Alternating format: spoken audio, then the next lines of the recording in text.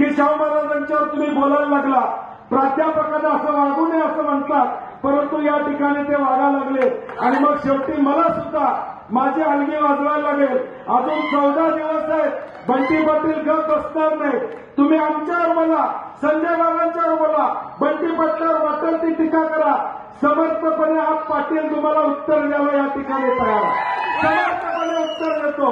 परंतु आमची अस्मिता शाहू महाराज आहेत. आम्ही त्या ठिकाणी अस्मिता आमची जपतो. अगदी देशापासून सगळेजण शाहू महाराजांना अभिवादन करतात. तुम्ही आज चॅलेंज केलेलं आहे की विकासाच्या गोष्टीवर गप्पा मारायला आदरणीय शाहू महाराजांनी यावं.